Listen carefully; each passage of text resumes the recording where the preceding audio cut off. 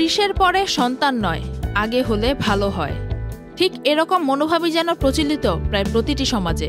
কিন্তু কেন একজন নারী কোন বয়সে মা হবে এই সিদ্ধান্ত সমাজ চাপিয়ে দিচ্ছে তার ওপর?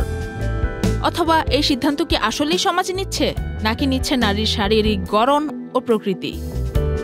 আজ আপনাদের জন্য এই বিষয়টি বিস্তারিতভাবে ব্যাখ্যা করব। Double million offer, Walton fridge কিনে পেতে পারেন 20 লক্ষ টাকা, রয়েছে কোটি কোটি টাকার নিশ্চিত উপহার। বর্তমান বিশ্বের ব্যস্ত সময়ে বিয়ে এবং প্রেগন্যান্সির মতো বিষয়ে অনেক বেশি সময় নিচ্ছেন অনেকেই। সেলিব্রিটি থেকে শুরু করে সাধারণ কর্মজীবী নারীদের মাঝেও লেট প্রেগন্যান্সির বিষয়টি পরিলক্ষিত হয়।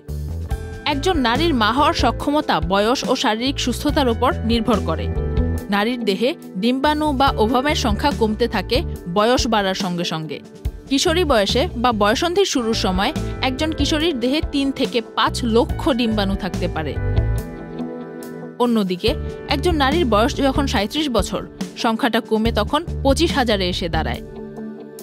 51 বছর বয়সে তা নেমে হয় 1,000 বা তারও কম।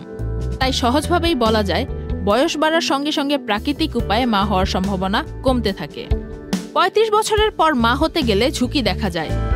এই বয়সী মায়েদের গর্ভপাত হওয়ার ঝুঁকি বেশি। এমনকি গর্ভের সন্তানের মৃত্যু হওয়ার আশঙ্কাও থাকে। মায়ের বয়স যত বেশি হবে, শিশু ডাউন সিনড্রোমে আক্রান্ত হওয়ার আশঙ্কাও বেড়ে যাবে। বেশি বয়সে মা হলে মায়ের নিজেরও কিছু শারীরিক সমস্যার ঝুঁকি বাড়ে, যেমন গর্ভকালীন ডায়াবেটিস, উচ্চ রক্তচাপ ইত্যাদি। আবার মায়ের নানাবিধ জটিলতার কারণে অপরিণত অবস্থায় গর্ভের সন্তানের জন্ম হতে পারে। তবে আপনি যে বয়সেই মা হতে চান না কেন, চিকিৎসকের তত্ত্বাবধানে থাকুন।